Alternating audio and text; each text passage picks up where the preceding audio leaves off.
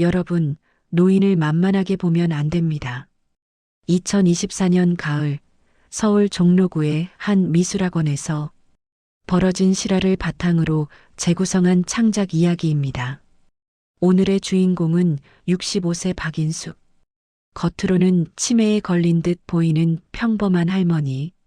하지만 그녀의 진짜 정체는 30년 경력의 국보급 위작 감별 전문가이자 사기꾼들을 지옥으로 보낸 복수의 화신입니다.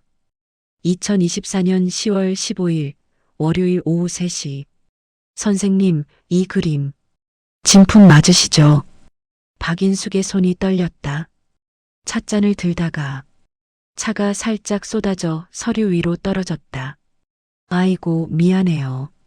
요즘 손에 힘이 없어서. 나이가 드니까 이래요.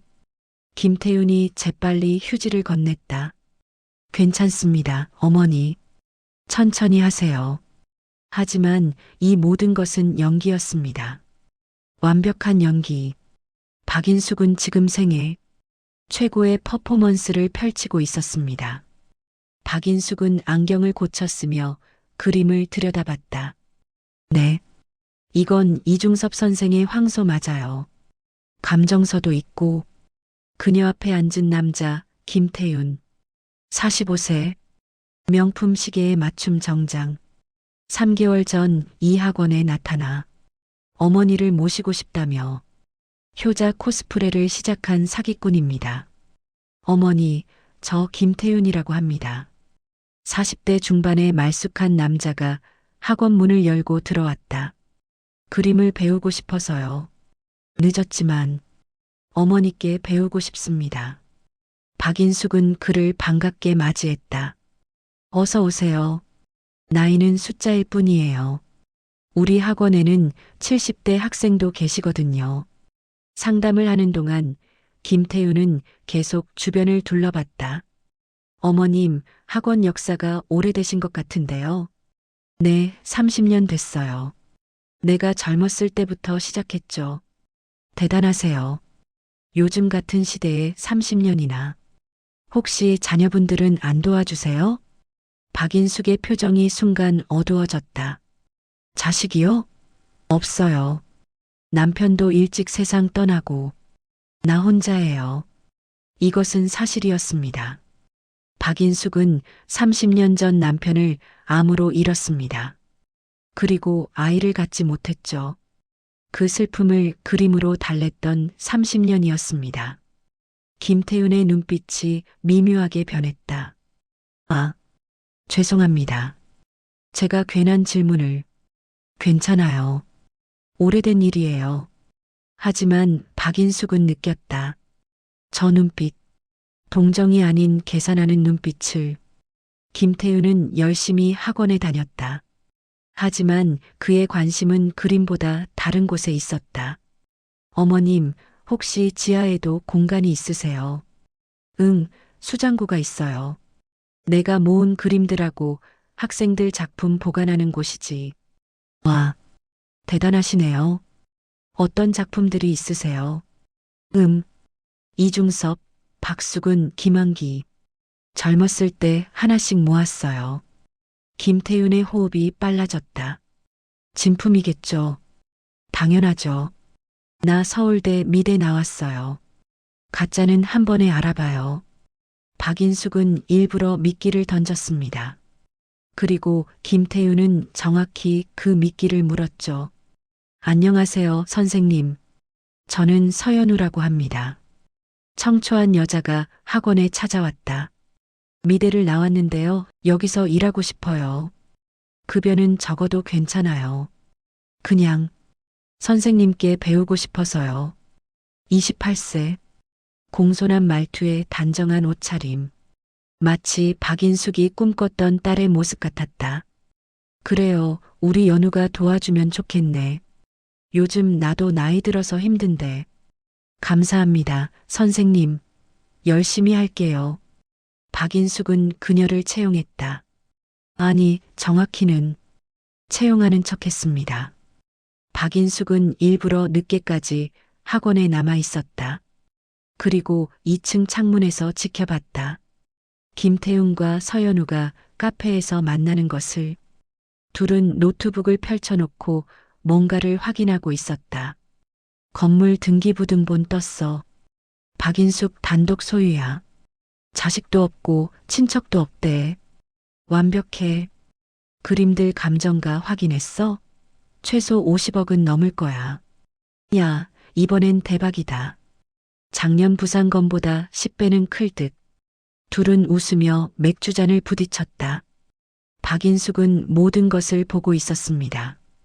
창문 너머로 차갑게. 여보세요, 민수야, 나 박인숙이야. 누나, 오랜만이에요. 무슨 일이세요? 혹시 아직도 경찰이라고 있지? 네, 서울청 지능범죄수사대 반장이에요. 왜요? 사람 좀 알아봐줘. 급해. 김태윤 45세, 서연우 28세. 이 두 명 신상 털어줄 수 있어. 전화 너머로 민수의 목소리가 진지해졌다. 누나, 무슨 일 있어요? 말하면 길어. 일단 알아봐줘. 빠를수록 좋아. 3일 뒤 조용한 전통 찻집. 민수가 두꺼운 파일을 건넸다. 누나, 이거 심각해요. 파일을 열자 사진들이 나왔다. 김태윤의 전과 기록, 서연우 본명, 이지은의 신상, 그리고 피해자 명단. 이 새끼들 전문 사기단이에요. 지난 5년간 노인들 상대로만 11건. 총 피해액 120억. 박인숙의 손이 떨렸다. 이번엔 진짜로. 그 중에 3명이 스스로 목숨을 끊었어요. 뭐라고? 2020년 부산 화가 이정호 씨 70세. 평생 모은 작품 다 사기당하고 빚만 30억 남았대요. 결국 민수가 말을 잇지 못했다. 2021년 대구 서예가 한명숙 씨 68세. 같은 수법이었어요. 2022년 인천 도예가 박철수 씨 73세. 박인숙의 눈에서 눈물이 흘렀다. 이 개새끼들을. 누나, 위험해요. 그냥 우리가 조사해서. 안 돼. 박인숙이 단호하게 말했다. 증거가 확실해야 해. 이놈들 수법이 얼마나 치밀한데. 성년후견인 제도 악용하면 합법적으로 빠져나가. 나 한 번만 믿어봐. 누나. 민수야, 너 나 얼마나 아는데. 내가 30년간 뭐 했는지 알잖아. 이번엔 내가 직접 할 거야. 민수는 한숨을 쉬었다. 알았어요. 대신 조건 있어요. 매일 보고하고 위험하면 바로 우리가 개입합니다. 그래, 고맙다. 그날 밤부터 박인숙의 복수가 시작됐습니다. 박인숙의 화려한 경력. 다시 서울대학교 미술대학 서양화가 수석 졸업 1982년. 국립현대미술관 자문위원 30년 1990년부터 2020년. 위작 감별 건수 573건. 경찰청 미술품 위조범 프로파일링 자문 10년. 박인숙은 치매 걸린 늙은 여자가 아니었습니다.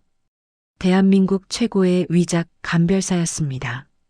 어머니, 제가 아는 큰 갤러리 관장님이 어머니 작품을 꼭 보고 싶대요. 김태윤의 목소리에 흥분이 묻어났다. 내 그림을 아이고 부끄러운데.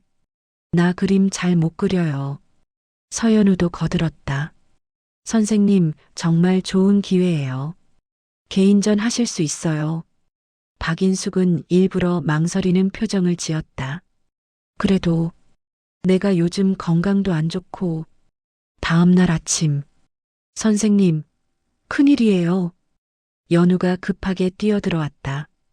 어제 가습을 켜놓고 주무셨어요. 제가 오늘 아침 일찍 와서 끈 거예요. 큰일 날 뻔했어요. 박인숙은 놀란 표정을 지었다. 정말 내가 그랬어? 네. 선생님, 요즘 정말 조심하셔야 해요. 하지만 박인숙은 정확히 기억하고 있었습니다. 어젯밤 자기 전 가스불을 3번이나 확인했다는 것을. 그리고 새벽 3시 연우가 몰래 학원에 들어와 가스불을 튼 것을 박인숙은 전날 밤 CCTV를 설치해뒀던 것이다. 연우야, 미안해. 내가 깜빡했나 봐. 괜찮아요, 선생님. 제가 있잖아요. 앞으로 제가 더 자주 확인할게요. 김태윤이 박인숙을 병원에 데려갔다. 어머님과 함께 온 보호자분이세요? 네, 어머니가 요즘 기억력이 안 좋으셔서요. 의사는 간단한 검사를 진행했다.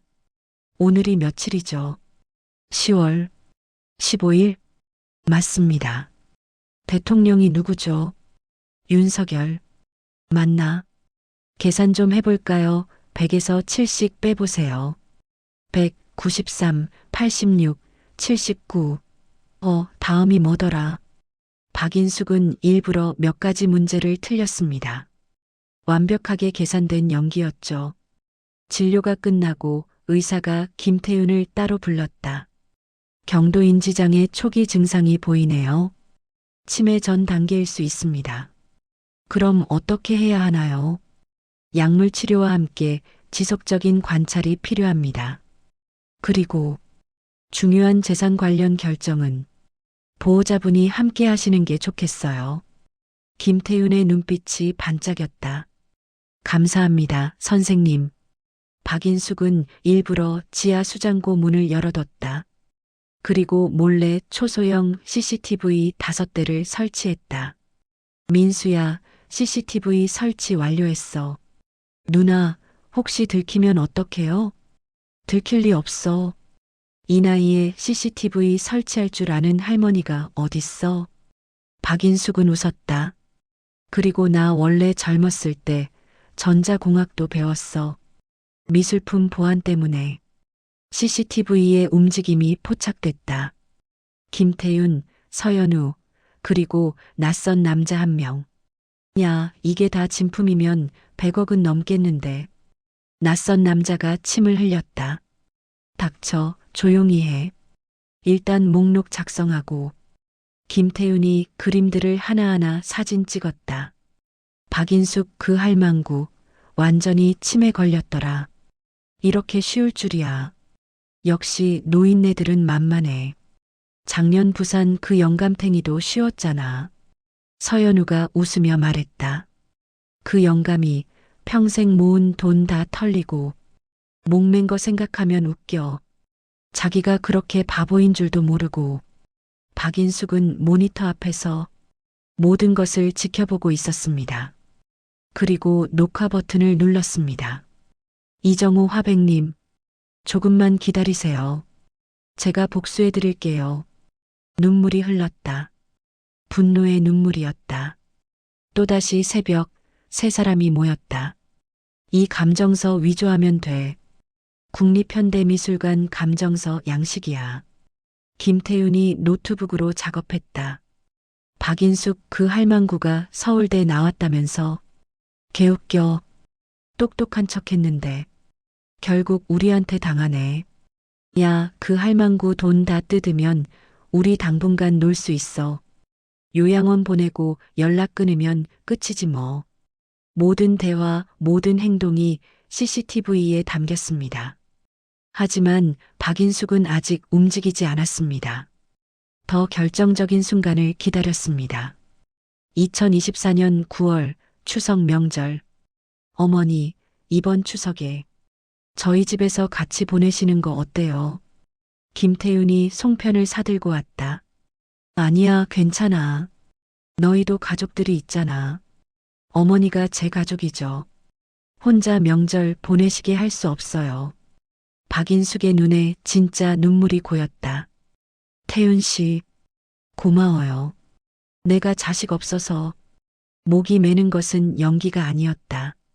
30년간 혼자 보낸 명절들이 떠올랐다. 남편 잃고 아이 갖지 못하고 30년을 그림하고만 살아온 여자. 명절이 제일 외로웠습니다. 그 외로움을 김태윤은 정확히 파고들었습니다. 김태윤의 집은 고급 아파트였다. 어머니, 어서 오세요. 서연우도 함께 있었다. 세 사람은 함께 차례를 지냈다. 어머니도 돌아가신 분들 계시죠? 응. 남편이 30년 전에.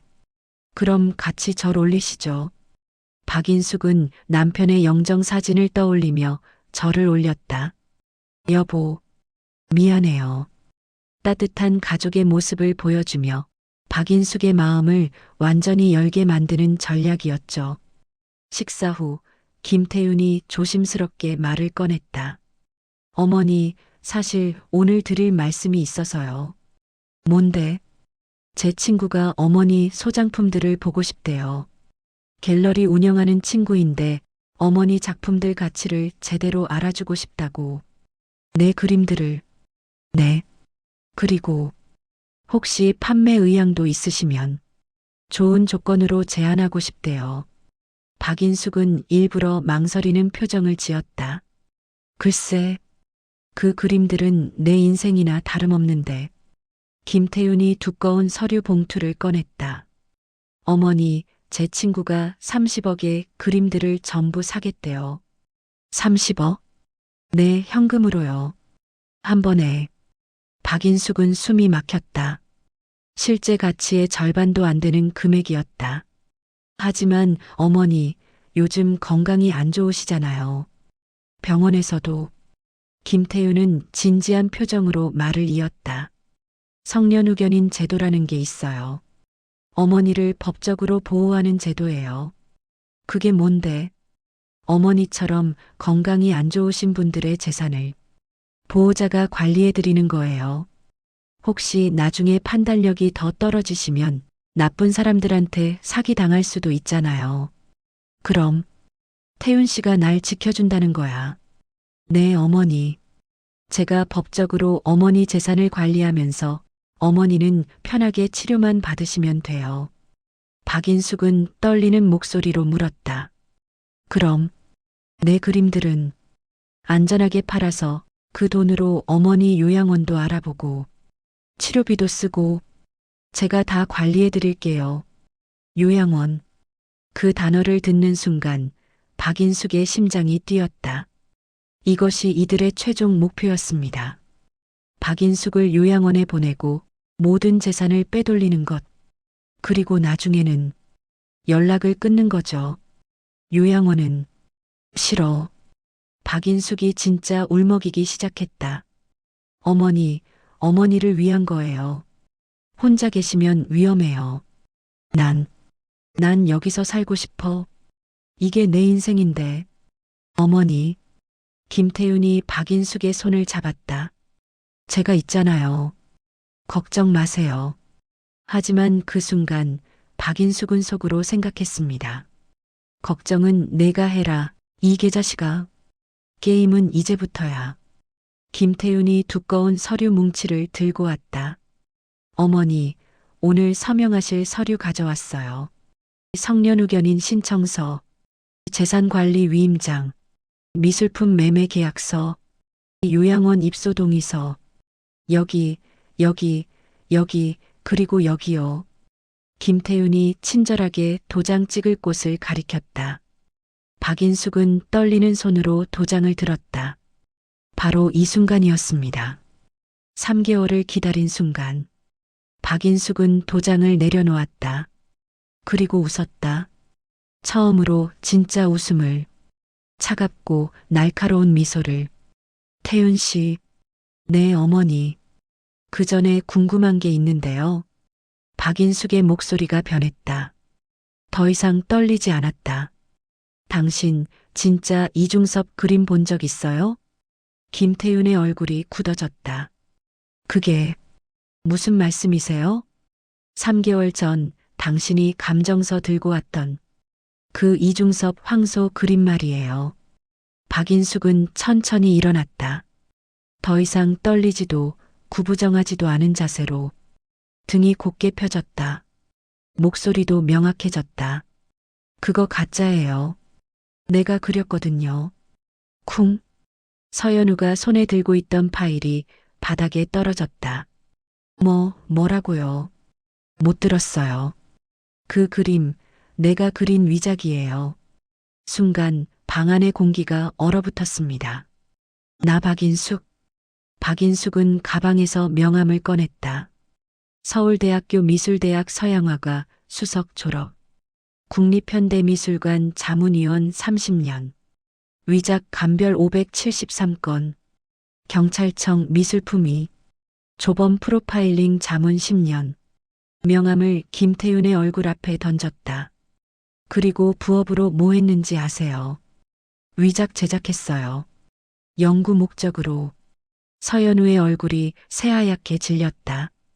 이건, 걱정 마세요. 불법 아니에요. 팔지만 않으면 되거든요. 나 한 점도 안 팔았어요. 다 연구용이었으니까.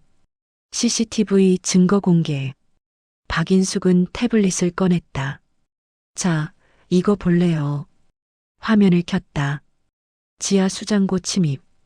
박인숙 그 할망구 완전히 바보 됐더라. 이 감정서만 위조하면 30억은 먹고 들어가. 요양원 보내고 연락 끊으면 끝이지 뭐. 작년 부산 그 영감탱이도 쉬웠잖아. 김태윤이 소리쳤다. 이건 불법 촬영 아닙니까? 불법이요. 박인숙이 차갑게 웃었다. 내 건물, 내 수장고, 내 CCTV예요. 완벽하게 합법입니다. 그리고 도난 방지 목적이었고요. 설마. 네. 당신들이 처음 나타났을 때부터 다 알고 있었어요. 진짜 신상 공개. 박인숙은 또 다른 파일을 꺼냈다. 김태윤 45세. 전과 3범. 사기, 문서 위조. 특정경제범죄 가중처벌법 위반.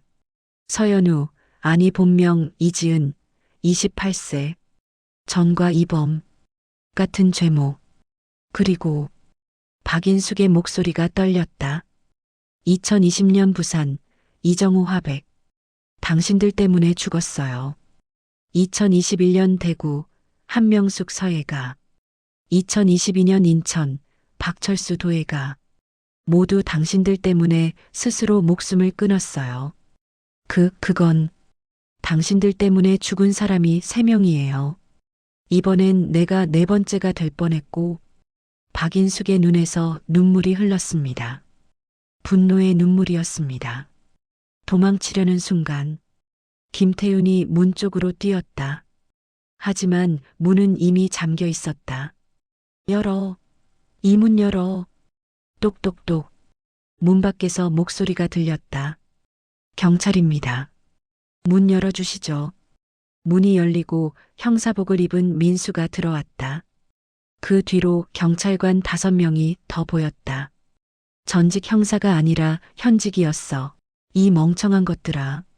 민수가 수갑을 꺼내며 말했다. 서울지방경찰청 지능범죄수사대 반장 민수경입니다. 최후의 애원. 서연우가 바닥에 주저앉아 박인숙의 발을 붙잡았다. 선생님 제발. 우리가 잘못했어요. 연우 씨. 박인숙이 차갑게 내려다봤다. 아니, 이지은 씨. 4년 전 부산에서 이정우 화백한테 똑같은 짓 했죠. 저는 그분 딸이 지금 대학생이에요. 아버지 장례식 때 통곡하던 거 봤어요. 신문에 났더라고요. 박인숙은 주머니에서 신문 스크랩을 꺼냈다. 2020년 11월 5일자 부산일보. 70대 화가 미술품 사기당해 스스로 목숨 끊어. 유족 아버지는 평생 그림이 전부였다. 이 사람 딸이 아버지 장례식 끝나고 자퇴했어요. 등록금 낼 돈이 없어서. 당신들이 30억을 가져갔으니까. 저희가 몰랐어요. 몰랐다고. 박인숙의 목소리가 높아졌다. 당신들이 모를 리가 없어. 계획적으로 한 거잖아. 긴급 체포. 민수가 이지은에게 수갑을 채웠다. 이지은 사기, 문서 위조, 특정경제범죄 가중처벌법 위반으로 긴급 체포합니다. 김태윤에게도 수갑이 채워졌다. 김태윤도 동일 혐의로 긴급 체포. 이건 부당해. 변호사 부를 권리가. 당연히 있죠. 그런데 말이에요. 박인숙이 미소 지었다. 제가 준비한 게 이것뿐일 것 같아요. 빠져나갈 구멍. 민수 씨, 잠깐만요. 박인숙이 경찰관들을 막았다. 이것들, 어차피 빠져나갈 거 아닙니까? 누나, 무슨. 성년후견인 신청은 아직 법원 접수 전이고 그림도 실제로 안 훔쳐갔어요. 미수죠. 좋은 변호사 끼면 집행유예 받고 나올 거예요. 김태윤의 눈에 희망이 번쩍였다. 맞아요. 우리 아직 아무것도 안 했어요. 그래서요. 박인숙이 씩 웃었다. 제가 특별한 선물을 준비했어요. 이것이 진짜 반전의 시작이었습니다. 지하 수장고 공개. 박인숙은 지하 수장고 문을 활짝 열었다. 자, 다 같이 내려가 볼까요?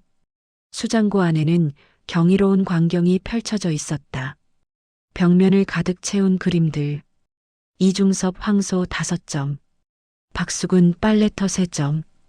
김한기 어디서 무엇이 되어 다시 만나랴 2점. 이응로 군상 4점. 와, 경찰관들도 감탄했다. 이게 다 진품이면 100억은 넘겠는데요. 아니에요. 박인숙이 차분하게 말했다. 전부 가짜예요. 내가 30년 동안 그린 모작들이죠. 충격적인 고백이었습니다. 완벽한 함정. 위작을 만드는 건 불법이 아니에요. 팔지만 않으면 되거든요. 저는 연구 목적으로 그렸어요. 원작을 완벽하게 이해하기 위해서. 박인숙은 이중섭 황소 그림을 가리켰다. 이 그림 1954년 작품이에요. 이중섭 선생이 가족을 그리워하며 그린 작품이죠. 나도 남편 잃고 나서 이 그림을 모사하면서 위로받았어요. 그럼 저희가 훔치려던 건 네, 가짜를 훔치려 했으니 애매하죠. 김태윤이 안도의 한숨을 쉬었다. 하지만 박인숙의 목소리가 차가워졌다. 당신들이 위조한 감정서는 진짜예요. 네. 문서 위조의 증거. 박인숙은 새로운 서류를 꺼냈다. 3개월 전 당신들이 가져온 감정서. 기억나죠? 3개월 전 플래시백. 어머니, 이 그림 진품이래요. 감정서도 받아왔어요.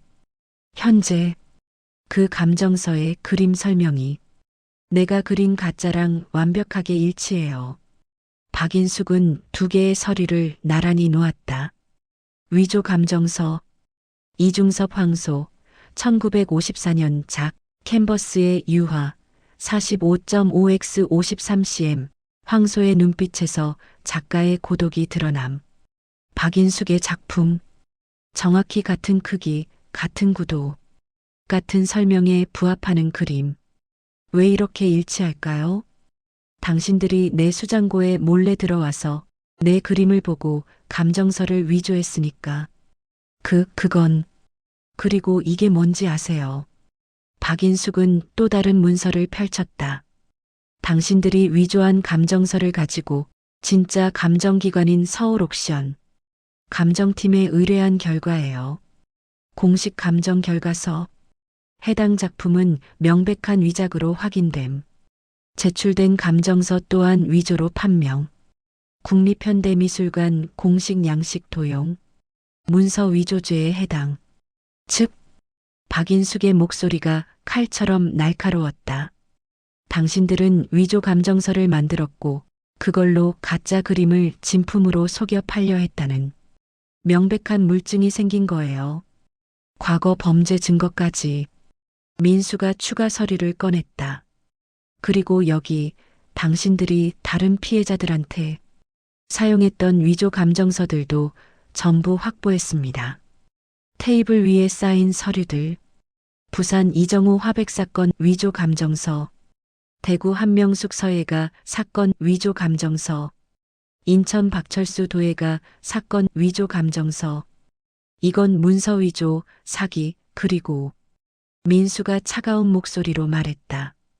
특정경제범죄 가중처벌법 위반.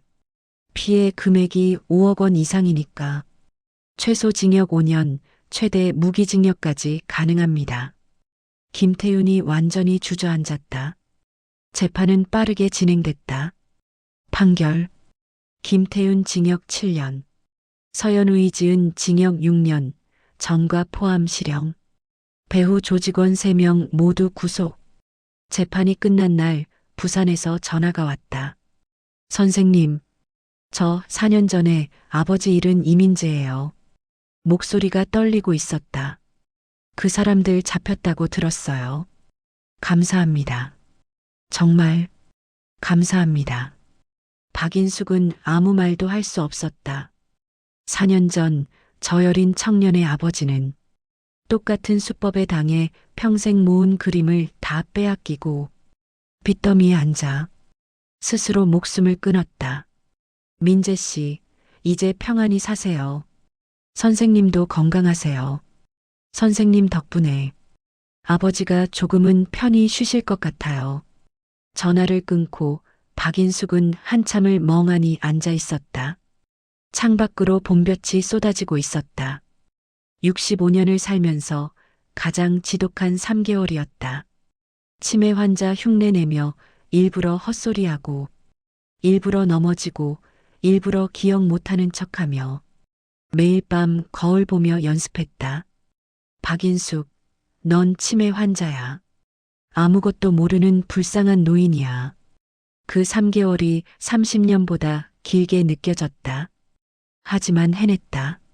나만이 아니라 저 세상간 세 분의 원혼들을 위해서라도. 6개월 뒤 선서.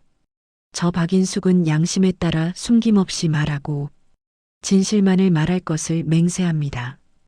위원장의 질문. 증인, 직접 겪으신 일을 말씀해 주시겠습니까? 박인숙은 심호흡을 했다. 네. 저는 작년 사기단의 타깃이 됐습니다. 박인숙은 차분하게 그러나 힘있게 말했다. 3개월간의 치매 연기, 매일 밤의 두려움, 그리고 마침내 이긴 이야기. 하지만 저는 운이 좋았습니다. 박인숙의 목소리가 떨렸다. 전문 지식이 있었고 경찰인 친구가 있었으니까요. 하지만 대부분의 어르신들은 그렇지 못합니다. 혼자이고 두렵고 누구를 믿어야 할지 모릅니다. 국회의원들이 고개를 끄덕였다. 그래서 제안합니다. 박인숙은 준비한 자료를 꺼냈다. 제안이란 성년후견인 제도 개선. 현재 성년후견인 제도는 신청이 너무 쉽습니다. 악의적인 사람이 노인을 치매 환자로 만들어 재산을 빼앗을 수 있어요. 최소 3개월의 의무 상담 기간이 필요합니다. 그리고 독립적인 감독기구가 정기적으로 점검해야 합니다. 제한 이한 사기 예방 교육. 모든 주민센터에서 무료 교육을 실시해야 합니다. 사기 수법 데이터베이스를 구축하고 실시간으로 업데이트해야 합니다. 그리고 24시간 신고 센터를 운영해야 합니다. 제한 사망 피해자 지원. 사기 피해를 입은 어르신들에게 무료 법률 지원을 제공해야 합니다. 심리 상담도 필요합니다. 많은 분들이 우울증으로 고통받거든요. 그리고 생활비 긴급 지원도 필요합니다.